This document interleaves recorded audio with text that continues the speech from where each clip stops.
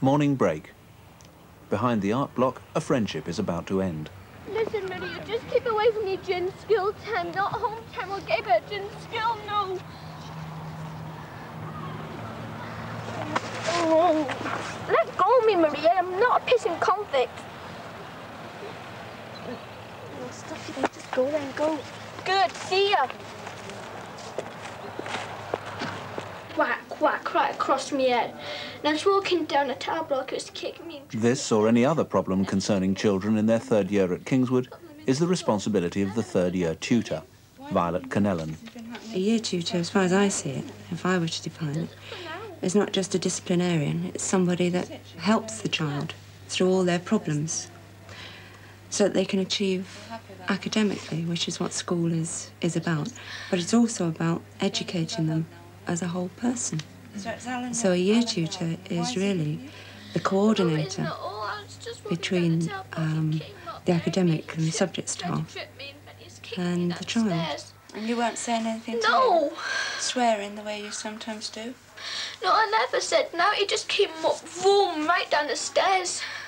I spend an awful lot of time sorting out problems that to other people might seem very tiny. But to the children concerned, they are such a big problem. They're upset, they're crying. If they just said it in the corridor, what had happened to them, they would maybe get dismissed. But I think that each one of these little problems, if you can deal with them, and they see you as a person that does care, then if they have bigger problems, then they'll come to you. Repairing friendships in school is one job. Finding children not in school is another. Hello, Mr. Cunningham. Mrs. Connellan here, Kingswood School. Is Elaine with you? Well, she registered this afternoon at school, but she's left school. She left before her first lesson. Form teachers report any absentees to the year tutor. The year tutor contacts the parents. She's with another girl. I don't know where she's gone. All I know is that she has left school. And I wondered if she'd come home for any reason. Two girls, Elaine Cunningham and Anna Brown, have been missing for 2 hours. Are you worried about her at all in any other way? The school is legally responsible for the children during the school day. All right then, Mr. Cunningham. OK, will you let me know? Give me a ring on Monday, let me know what happened. All right? But before the day ends, both girls unexpectedly return. Where were you? Through the woods. Through the woods, yes. You can see the leaves still in her hair. Why were you through the woods? Yes, well, we were going to get a kicking off Arlene, Frida and a few other girls, so I weren't staying around to get a kicking. Who's Frida? She's a girl called Poke John. Poke John. I told you about that girl who she beat in before that with my best mate. She gave her a black eye and everything else. So who told you? When were you going to get this kicking? Tonight after school. When we get told that we were caught, we were going to come back, but then we thought we're going to get kicking. It's not worth it because there's more than anything else. Because they never fight by themselves. Don't you think you would have been safer staying in school? What, and get a kicking after school? As it is, you've been out in the woods for anybody to find you, anybody to give you a kicking, as you say, and nobody to help you, if it's the truth. It is the It truth. is. So you both decided, after you'd spoken to me, to just go off into the woods. Why did you come back? Did somebody tell you I'd found out you were missing? Yeah. No. Oh, we decided to come back anyway. But why be missing from lessons all afternoon when nobody could come into lessons and get you? Do you see what it seems like to me? If you're in lessons, nobody can get you. It's a break, and after school they get you. Yes, but you're still around after school now. You haven't achieved anything. Where did they expect to see you? I don't know, We at the live top of the near them. gates most probably. I live more or less around the corner from Frida. Where are they now? Oh, Probably gone no. home. So you haven't seen them? No. No. Well, I've phoned your parents. What did my dad say? They're very cross with you. I bet they were. Did you speak to Myra? Who's Myra? The woman who my dad lives with. Some parents, in some families, it's their way, is to hit the children. In those situations, you would rather not tell the parent, but you have an overall duty. The child belongs to the parent. I mean, the parent just had to know. If we hadn't have told the parent and the child had trended again, maybe got into some trouble out of school, then we would have been failing to have done our duty by not telling that parent. And I shall want to see both of you on Monday morning after I've spoken to your parents as well. Do you understand that? You do not go out of school for any reason at all. Especially when it's somebody from another school that you tell me is going to get you.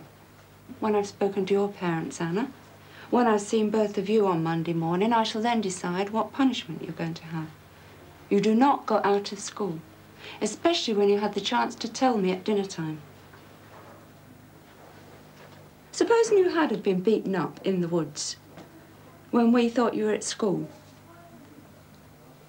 We have a responsibility to know where you are at all times. And if you're not here, it's very easy to find out. Teachers keep registers. Aren't you aware of that? Now, off you both go. And I will see you on Monday morning. Are the people waiting for you now? I don't know. We didn't come the same way through the woods that we normally go. We cut through a different way. Well, if you want to wait out there, I'll drop you off near to your houses. When I've spoken to your parents. Lo and behold, the two girls appear. At the end of school. Somebody had told them, of course. Yes, they'd been told that we were looking for them. As soon as I told Elaine that I'd contact them, she's terrified. Well, you know. she'd get a good hiding, won't she? Yeah. And what would you do? Put them in detention or report that sort of thing? Well, I'll speak to Mrs. Brown, tell her the excuse, and then on Monday morning I'll see Donna, Arlene, find out their side of it, and then for 4 nights next week they can make up their... Yeah. And on report. OK, I'll just have a word with them then. Yeah, they're waiting, you see. I said, well, if you're so frightened, I'll drop you off to your house. See, yeah. OK. And that way I can make sure they get home, and I'll tell Mrs. Brown I'm doing that as well. Yeah. Well, I'll speak to them if you don't mind. Right. All right. They might open up with me straight away. You never know your luck, do you? You never know, they might get scared, yeah. I'll try and scare them, all right? All right. OK. Has anybody spoken to you yet? No. Where is she now? Playing in the stand.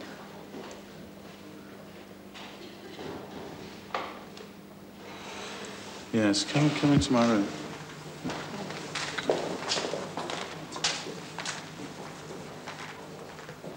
Don't mess about, Anna, because we'll find out. We will find out. I told Mrs. Canal the truth. Were you with any boys? No. You know it's no good telling me a lie, don't you? Because I'll find... No, I weren't with no boys. So we were coming through the woods. We met one lad, but we only talked to him for a few minutes, and he went. He'd left school anyway.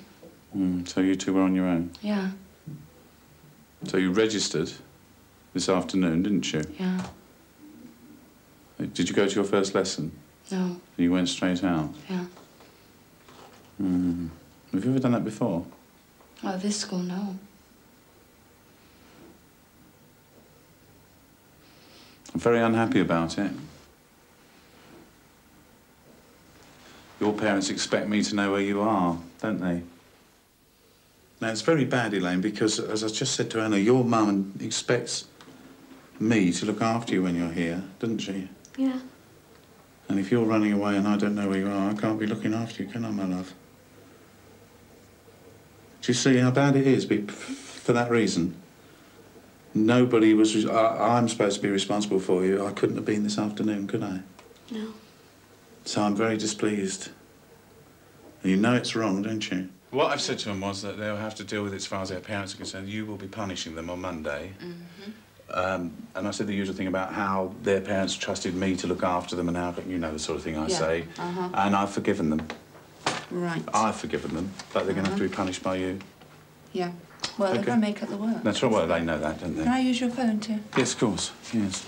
A year tutor would normally deal with such problems on his or her own, without necessarily consulting the headmaster. I've only been doing it since September, you see, so I've got to learn, and I don't really want to learn by too many mistakes. I'd rather ask first, because the mistakes are not just my mistakes, they're mistakes for the child. It's the child's life, and I can't just dither about making my own mistakes and saying that, OK, I'll find out next time, because it's that time that matters. If a child is in difficulties and I'm not quite sure of the procedure, I would rather ask than dabble. Now, switch your typewriter into stencil. That's the little hole on the left. Switch it underneath into stencil. Must be on. Viken Ellen is still a full-time teacher of typing and office practice. Only 4 periods each week are allocated to her work as a year tutor. Now, very gently. You've done it, Sharon. White. I'm year tutor to 168 children at the moment. The only problem is that we're governed by the bell. If a child comes to see me in the morning, I'm teaching, the child has to get to a lesson. I have to carry on that conversation, unless it's a very serious problem, and then I can ask for help and for cover. It would work better if we had more time to deal with the children's problems. The administrative side of it works fine, but the counselling of the children, the actual talking to them about everything, would work better with more time, or less children. More time, preferably. Other staff can assist. An habitual truant, Angela Atkinson, has come to school. Coincidentally, Viken Ellen is discussing her with the educational psychologist, so the headmaster confronts the child. So do you know how many times you've been away in the last 4 weeks? Well, have you been here every day? No. Nearly every day? No. So, well, yesterday, were you here yesterday? Yeah, I was, except for the afternoon because I went dentist. I was at the dentist yesterday afternoon with your mum? Yeah.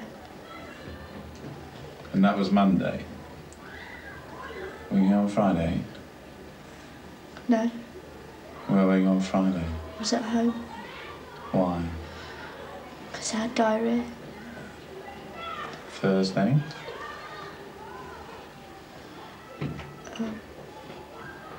I had diarrhoea then as well. You bring a note? Yeah. From your mum? Why do you keep being ill, do you think? I don't know.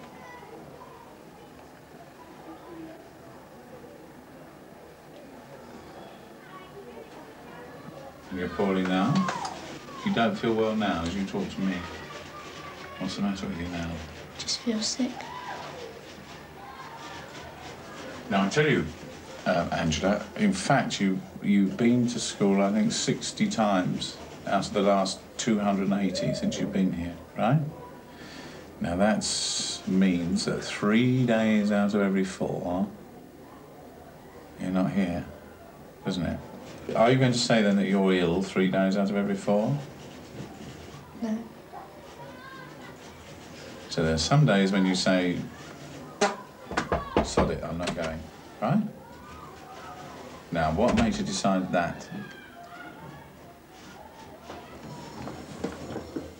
Why did you come in today? Because I like maths and English. So if you had a timetable that was constructed entirely of things you like, you'd come? Are you sure? Yeah. What if I call your bluff? What if I get you a timetable that says Martin, you know? What then? What's the chance of you coming all the time?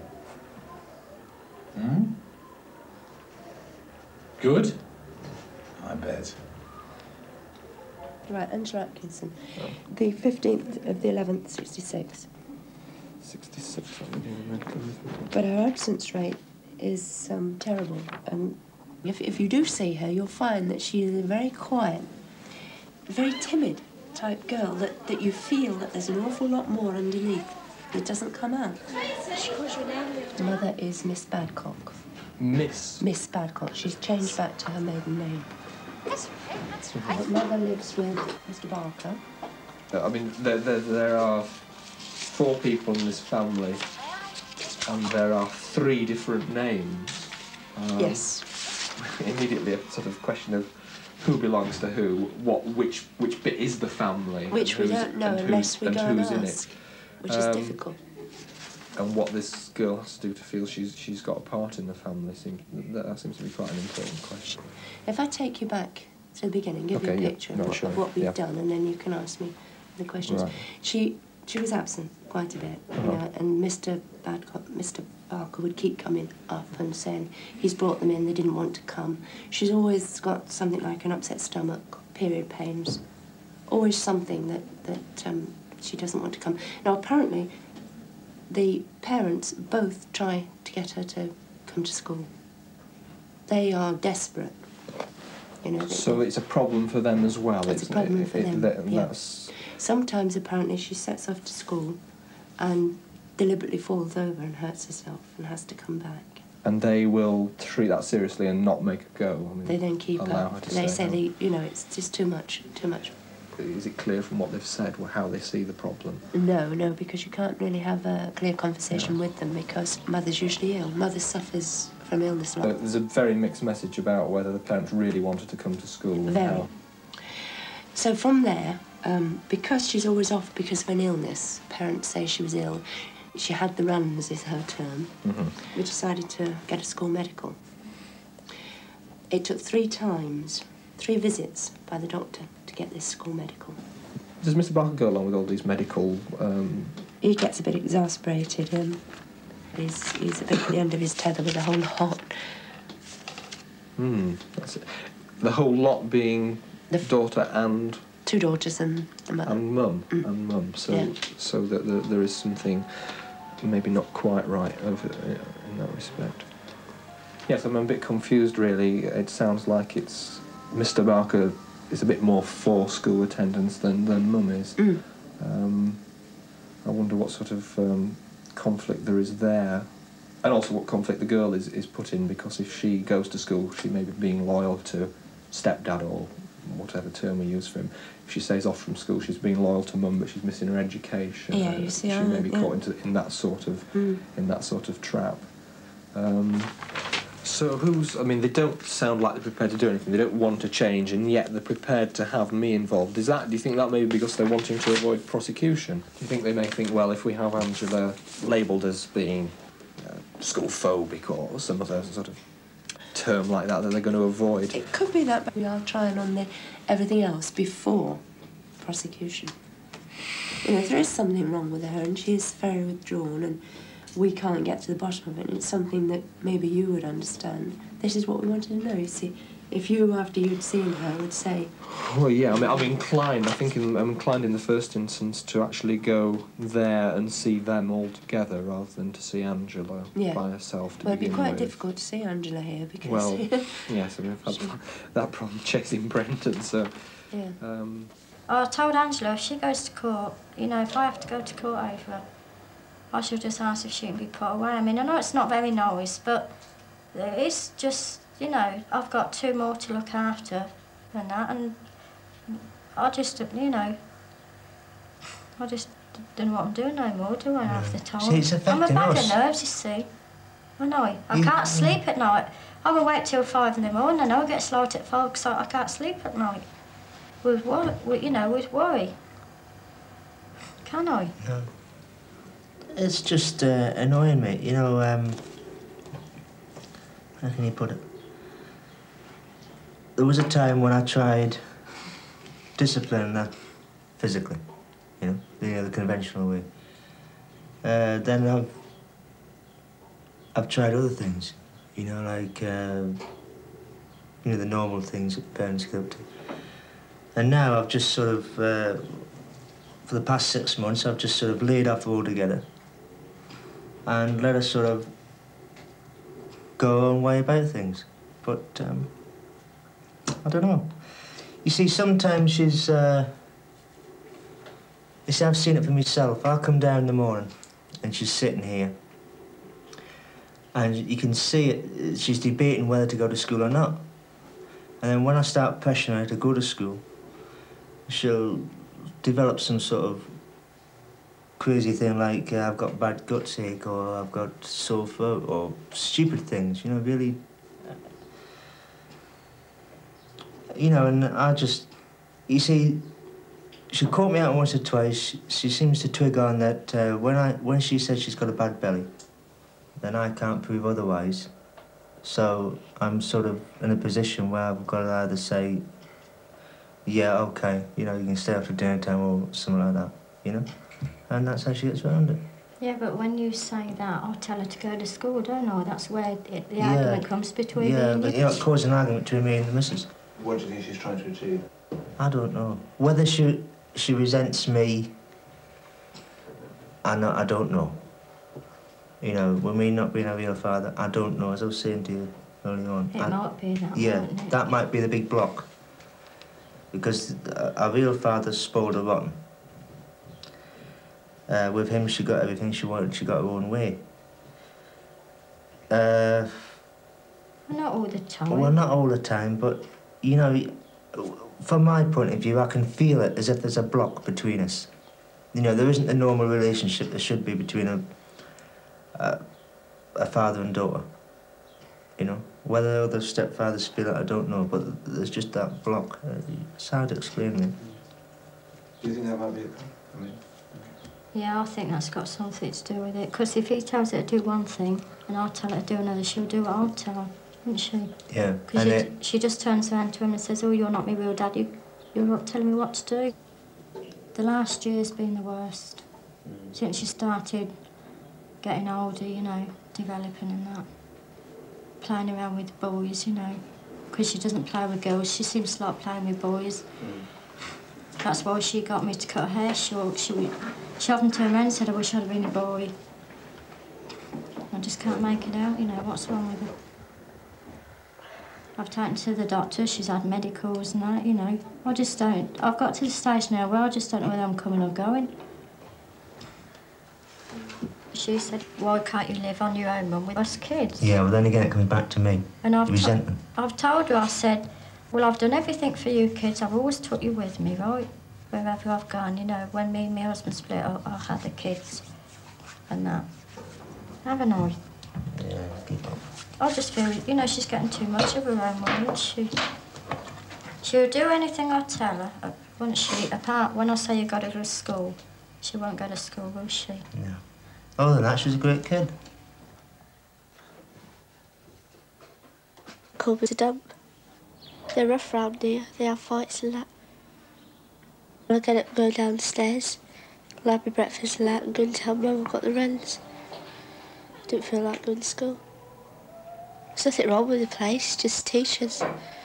They give you some work to do, and they don't tell you how to do it. Or when you need help, they just say get on with it. I just sit there. Quite happy not going. I like it at home better. Some people go under with bad backgrounds, other people come through.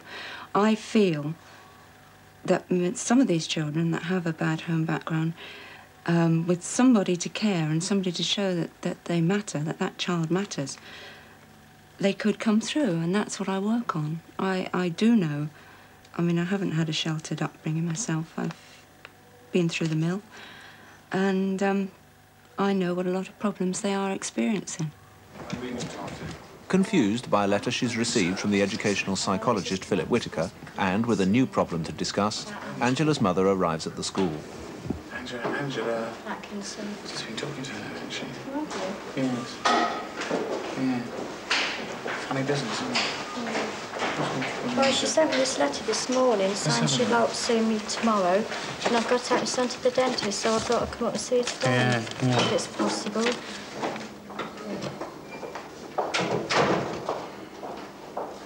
That's not from Mrs.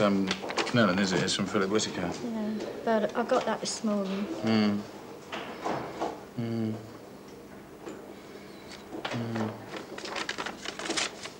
Did somebody tell Mrs. Oh, she's here. Oh, beg your pardon. There you go. Want to use my room, Brian? Do you think you're interested? Yes, I think so. Yeah. Would you like to come this way?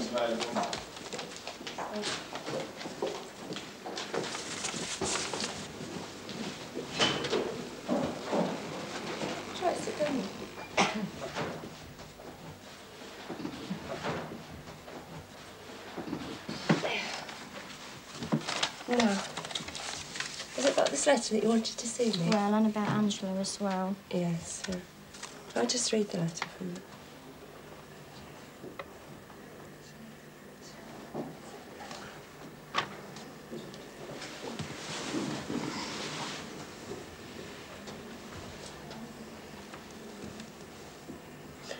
How do you feel about the letter?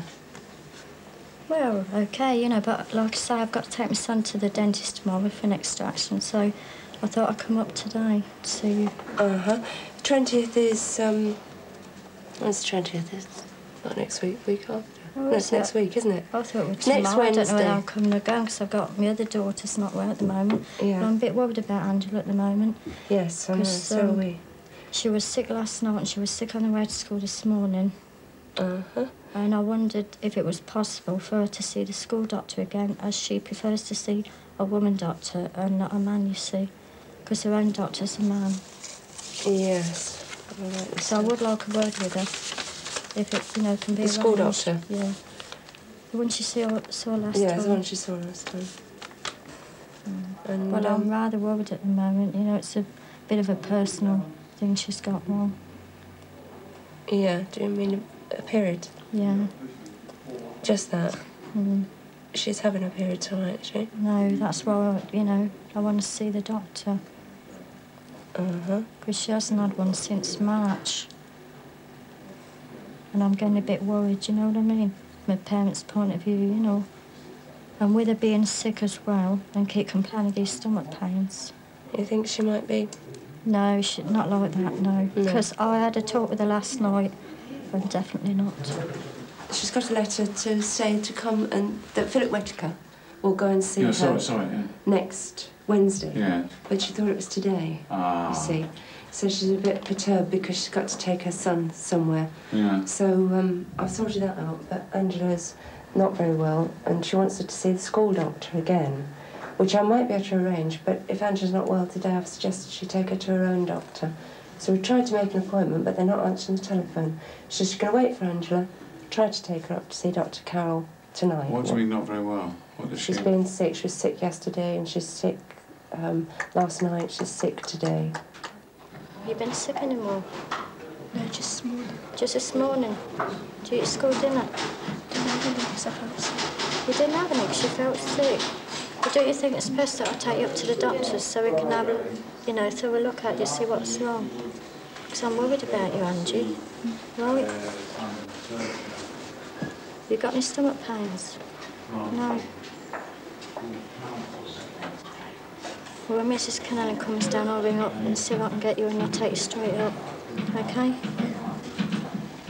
You might say it's a virus, in which case then that won't be a recurring thing, will it? No. Has she done anything with the GP before? Not very often, I don't think. I don't think they go all that often. It could be an intervention we don't need, you see, because first time round he won't be looking in too deeply, will he? And no. Keep taking the tablets and take a week off school. Boom. Yeah. Well, I might make the appointment, you see. But then... Perhaps one of us, if she doesn't show in the morning, one of us ought to ring up and find out what well, they're not on the phone, but Miss Badcock said she'd let us know. The phone's not working. So... Anyway, I better go up, because yeah, all right, I'll have to do some thanks for that. surprise, and I'll be back. Come on, then.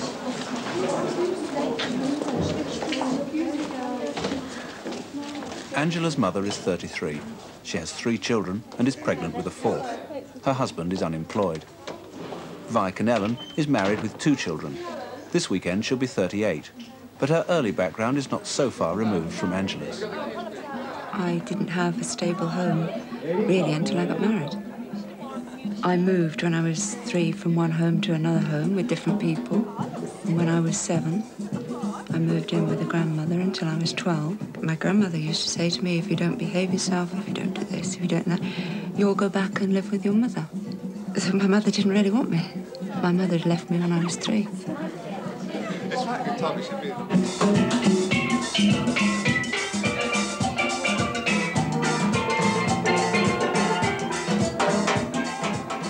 I remember sitting on a trunk outside a shop and my father telling me to sit there when I was 4, I think it was. It was one of my earliest memories, to sit there and wait whilst he went round to different places to try and find accommodation for us. And when he died, there were fights over where I would go. The social workers, or welfare officers, they were called, their childcare officers, came to the front door, and I was dragged around the back and put in the neighbour's house so that my mother didn't get me back from my father's mother. But this is the life of these children. It's very confusing. If you try to get many of our children and get through to their backgrounds and what's happened to them, it's all very confusing. And this was the same for me. Let's sing happy birthday, though. Thank you, boys. Happy birthday. I'll pay them, don't you read them?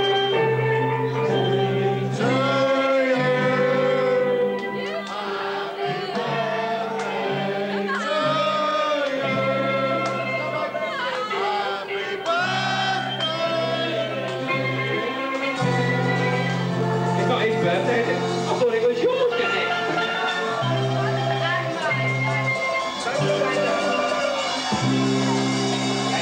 This is one. I found out her age. That's her son, and he's 19 today, and she had him on her 19th birthday, so she must be 58, 59... 38. Give her a big hand. Mother and son. Hey, back at him. Some lady lost her suspender belt. Who did it? Some people seem to manage, having come from a completely different background from me. But I think knowing what it can be like to be a one-parent family, to be split up, to have social services in, it does help. It helps me. I'm not saying it, you know, it wouldn't help other people. Monday, morning break, and the first of the week's customers require the year tutor's services. Do you want me, Maria? Yes, please. Do you want to talk to me? Yes, please.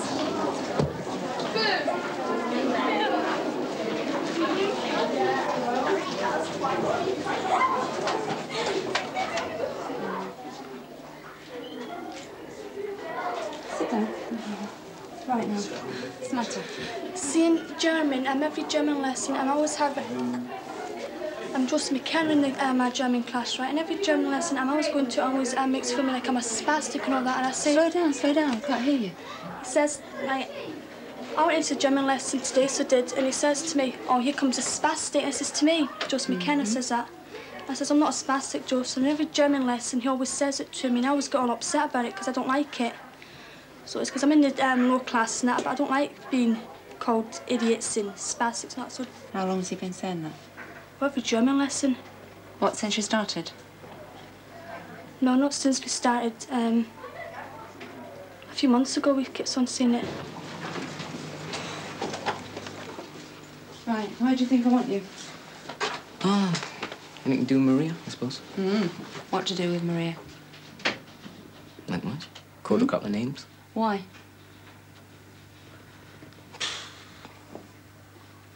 Any reason? No. What did you call her? Forget. No, you don't. It's something you call her over and over again. What is it? Nothing. Either tell me now or you come back after school and tell me. I don't call her anything. What did you call her today that upset her so much? Nothing. You just called her nothing. You said, Maria, you're nothing. Come on, I want to know what you said. I've got it written down here what you said, so I want to hear you say it. I don't know. Do I have to get Maria down here to say what you said? Yes. So you're telling me that you haven't called her anything? I haven't called her a thing. Well, you said at the beginning of this that you've called her some names. Oh, I just did an impression of her. What do you mean, an impression of her? I was mucking around with her, that's all. Well, what did you say when you were mucking around? That's all I want to know. Nothing. But you must have said something if you were mucking around. What did you say? What were you mucking around at in a lesson? I haven't got time to waste. I just want to get this over and done with. I want to know what you called her and why. I just called her a spastic, I suppose. Yes, that's exactly what you called her. Now, why'd you call her that? Because she's calling me names. What was she calling you? Forget. Yeah. I want to be fair. If she called you something, you called her something back, I want to know about it. Now, was she? Or do you always call her a spastic in German because she's not very good at German? Nah, she keeps bugging me all the time. How does she keep bugging you? Oh, I was copying something off Oswald, and she shouts across the class, "Can't do German, you have to copy it." So she was annoying you? Yes. Yeah, well, why didn't you say that? I thought that was probably it. Now, I want you to stop calling Marie a spastic. Do you know what spastic means? Of course. You do? What does it mean? Deformed. Something wrong with somebody that they can't help, but there's something wrong with them. Well, she isn't, so it's wrong, isn't it? And you don't call people names in class or out of class. Now, if she says anything to you in future, or bugs you, as you say, I want to know about it. Do you understand that, Joseph? Yes, miss. All right? So in future, you don't call her a spastic. Anywhere. All right? Yes. Off you go.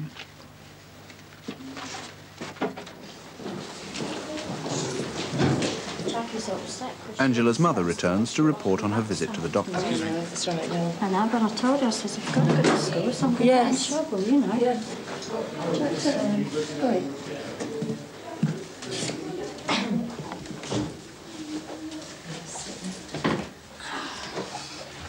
I've read your letter, and so what happened to Angela this morning? She had the... She had the test done at the diagnostic. She's got to go back next week to the doctors for the results. Yeah, and did he have any reason for her being ill, you know? He just says he had to be a bit firm with her, you know, and then he sent her out the room and told me he's got to be a bit firm with her because she's got to go to school. Yes. So... Right, yeah, well, I'll keep her here in school. If she does come home, then you'll know I haven't sent her. It's that she's escaped the premises. She's saying if you'll bring her back straight away. You know what she turned round to me last night and said? She turned round and she says, Mum, what would you do if I ran away? No, I'm worried about that.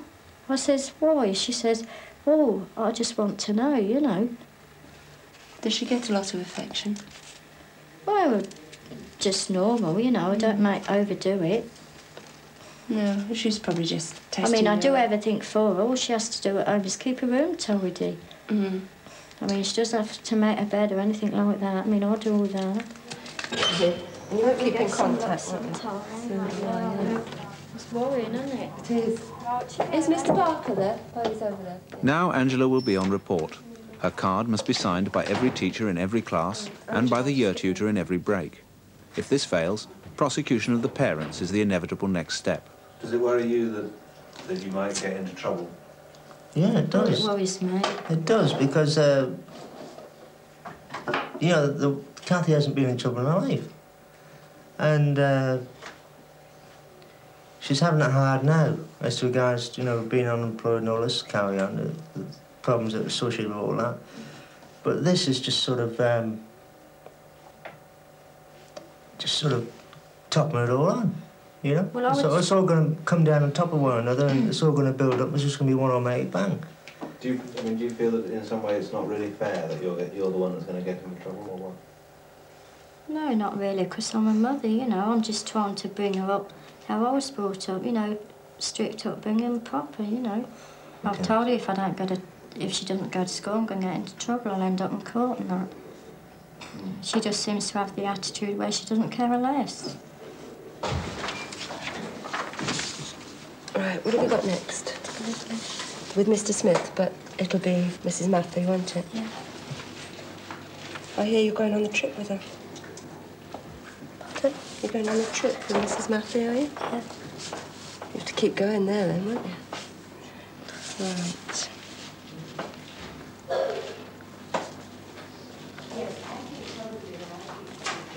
All right, you give it to Mrs. Matthew. I'll see you at break. Yeah. And then I'll see you again at the end of school today. All right. Get it signed by your mum. I'll see you in the morning. All right? Yeah.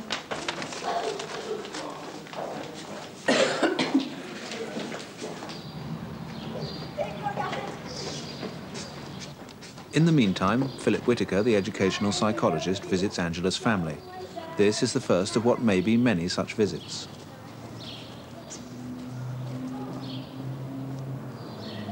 It's hoped that if nothing else, All this attention may encourage Angela to attend school more regularly.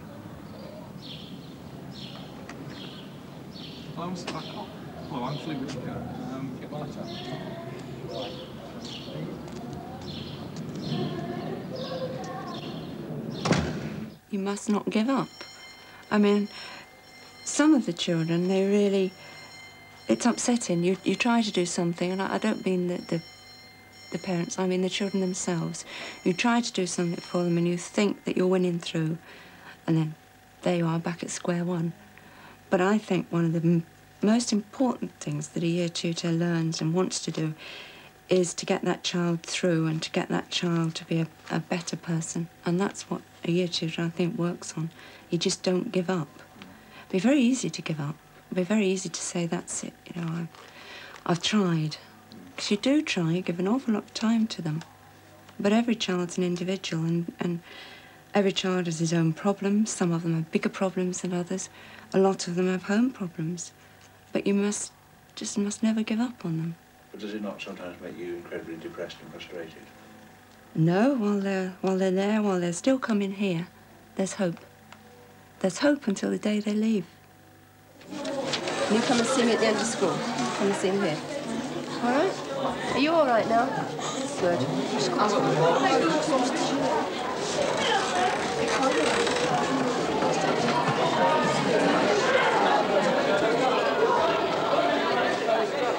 Then she'll say, as she always says to the boys, 7 years old and a proper little tough, but you still cry? Cry, baby. Then she'll say to the girls, hark at him, dears. We hate the girls, and we hate Miss Gorman. Vike and Ellen's efforts continue, and Angela's attendance is improving. Went to school today, didn't learn anything.